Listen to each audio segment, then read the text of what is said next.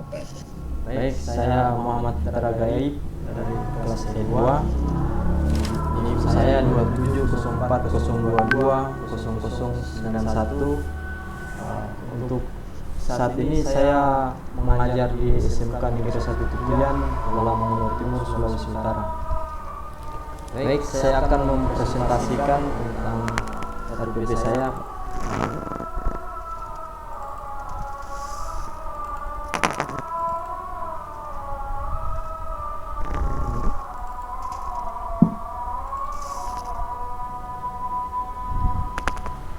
Sudah masuk, Pak?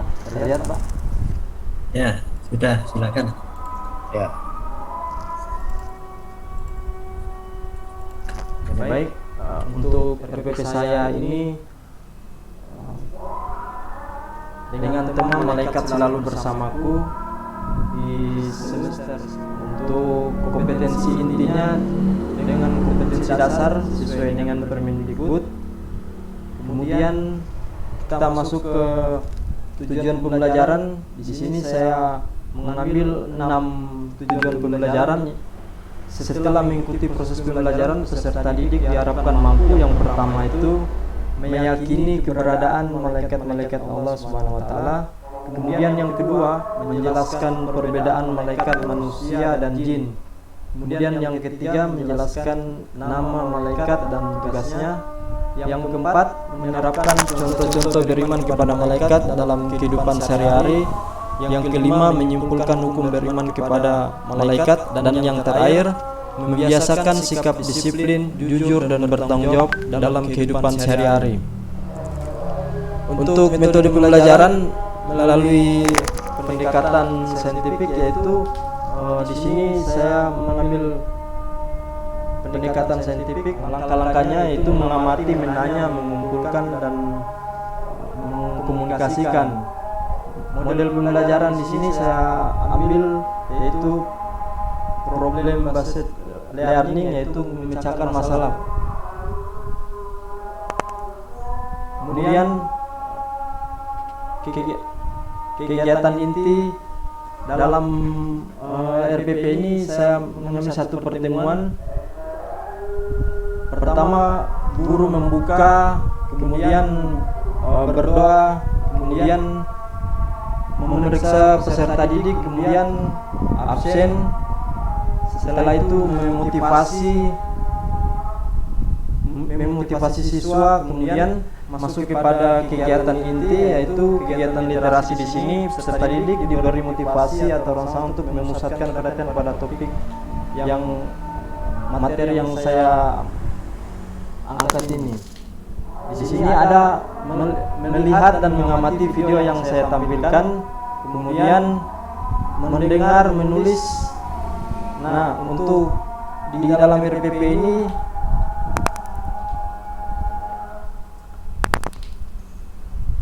guru memberikan kesempatan kepada peserta didik untuk mengidentifikasi sebanyak mungkin pertanyaan yang berkaitan dengan video. Nah, ini masuk kepada berpikir kritik, Pak. Kemudian masuk kepada kegiatan literasi, bagaimana siswa di sini mengamati objek atau kejadian yang mereka alami selama di sekolah itu, atau kemudian mencari sumber dari buku-buku atau di internet. Kemudian dalam RPP ini peserta didik berdiskusi, mengumpulkan informasi, mempresentasi hasil diskusi mereka, saling tukar informasi. Kemudian mereka sambil berdiskusi itu menyimpulkan hasil diskusi mereka. Kemudian kelompok mereka untuk menyimpulkan, dan kegiatan penutup siswa meresume poin-poin penting dalam materi tersebut.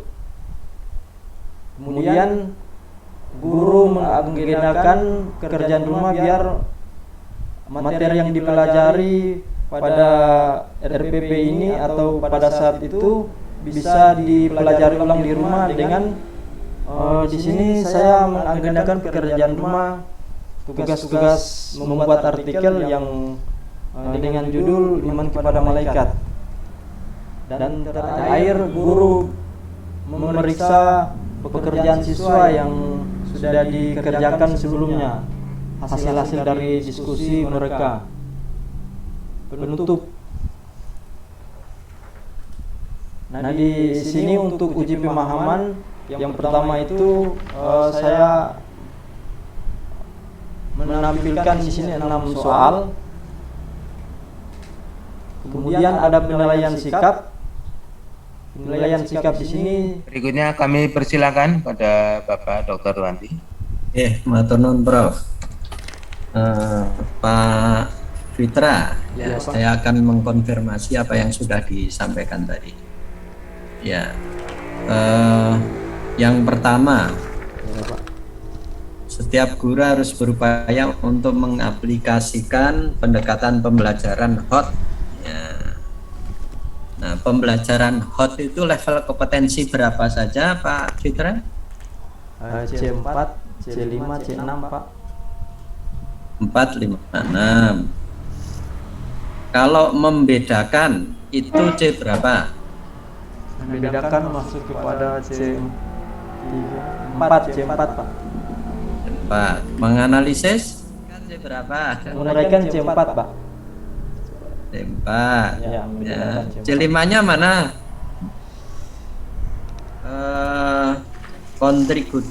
Kontributif dalam mengembangkan potensi berpikir siswa atau peserta didik.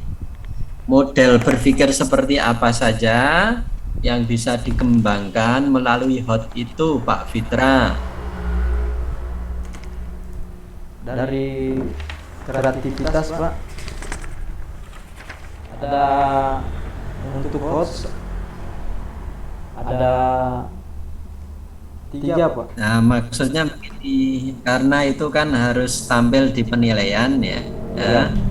Jadi bagaimana siswa berpikir kritis ya. Ya, berpikir kritis itu berarti salah satunya apa? Menganalisis. Ya, kemudian kreatif. Ya, katakanlah misalnya membuat mapping begitu kreatif, terus reflektif. Ya, misalnya ada studi kasus direfleksi. Sesudah itu kemudian ada berpikir komunikatif ya dengan menggunakan decision making, gitu ya. Jadi itu harus tercakup semuanya di sana. Baik, berikutnya ada beberapa unsur yang harus termuat di dalam tujuan pembelajaran, sehingga tujuan pembelajaran itu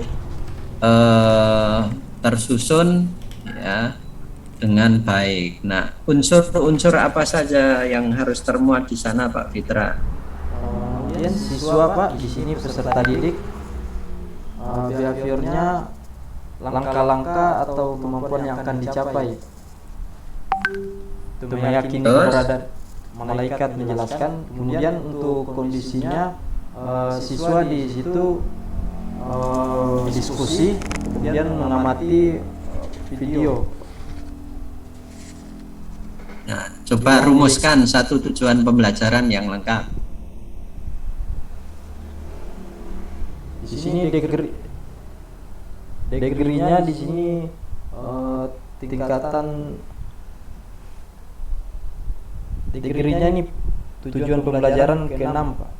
Membiasakan sikap disiplin jujur. Coba baca satu kalimat tujuan pembelajaran. Menerapkan contoh-contoh beriman. Nah, itu maksudnya dilengkapi ya. Dilengkapi karena tujuan pembelajaran itu merupakan kalimat lengkap.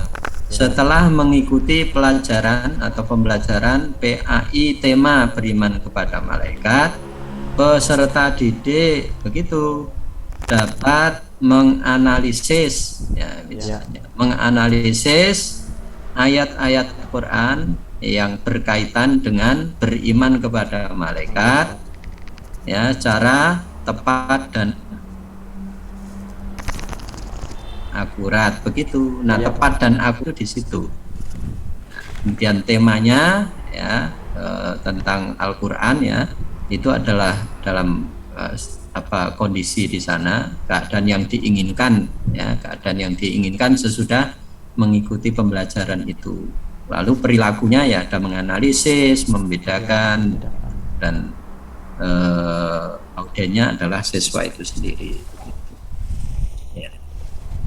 Coba sebutkan salah satu unsur TPACK yang ada di dalam instrumen Pak Agus. Ya Pak Fitra. Untuk TPACK di sini saya menampilkan yaitu peserta didik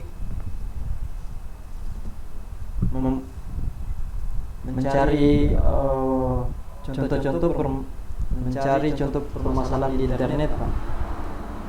Internet. Ya, internet. Oke. Baik, yang terakhir. Di akhir pembelajaran, setiap pendidik, guru ya harus bisa mengukur kompetensi siswa ya sesuai dengan pendekatan HOTS. Ya. Nah, apa rambu-rambu yang digunakan agar unsur-unsur HOT itu ya terdistribusi secara proporsional di dalam item soal? Al-Quran surah 20 ayat 1 sampai 5. A'udzu billahi minasyaitonir rajim. Bismillahirrahmanirrahim.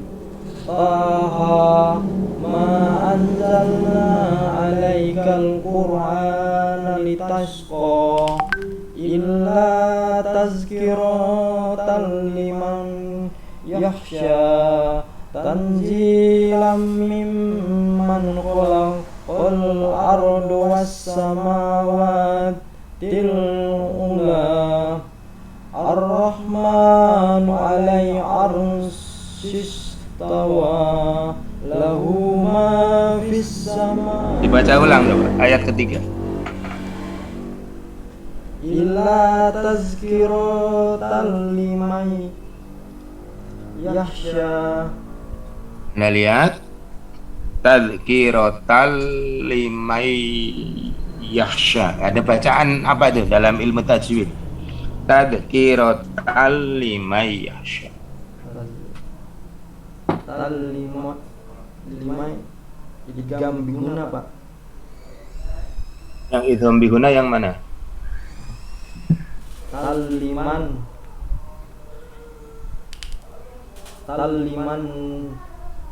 nayah. Tadzkiratalli. Ya. Ada dua. Yang kedua may yahsya. Yang pertama tadzkiratalli. Tazri idgham biguna, Pak. Tazri idgham biguna. Hurufnya apa itu? May yahsya. Anda yang membacanya yang kedua may yahsya. Idhom. Yang kedua. Iya. Apa? Kenapa disebut idhom biguna? Nun mati bertemu ya. Iya, ada huruf berapa itu idhom biguna? Hafalan juz 30 ya. Hafalan juz 30. Anda biasa ngimami? Belum cuma di Belum ya, udah. keluarga, Pak. Ya, udah ya. Kalau diminta menghafal surah Asy-Syams, hafal enggak? Belum terlalu hafal. Asy-Syams. Ala bisa. Belum terlalu hafal Asyam. Ayo silakan. Yang Anda hafal apa coba tadi? Al-A'la? Iya, Pak. Bisa. Al-A'la enggak apa-apa, udah. Ya. A'udzu billahi minasyaitonir rajim. Bismillahirrahmanirrahim. سبح اسم ربك الأعلى الذي خلق فسوى والذي قدر فهدى والذي أخرج المرعى وجعله غثاء أحوى سنقرئك فلا تنسى إلا ما شاء الله إنه لا يعلم الجهر وما يخفى وَنُيَسِّرُكَ لِلْيُسْرَى فَذَكِّرْ إِن نَّفَعَتِ الذِّكْرَى سَيَذَّكَّرُ مَن يَخْشَىٰ. Ayat 1 sampai ayat 5 ditulis. Oh iya. Ayat 1 sampai ayat 5 ditulis. Nanti setelah ditulis diberi nama Anda dan NIM. Iya, Dikirim ke Bapak Dr. Ruwandi dan saya. iya Pak. Gitu ya. Surah Al-A'la ayat 1 sampai 5. Iya Pak. Untuk ujiannya cukup. Ya, makasih Pak. Assalamualaikum warahmatullahi wabarakatuh. Waalaikumsalam warahmatullahi wabarakatuh.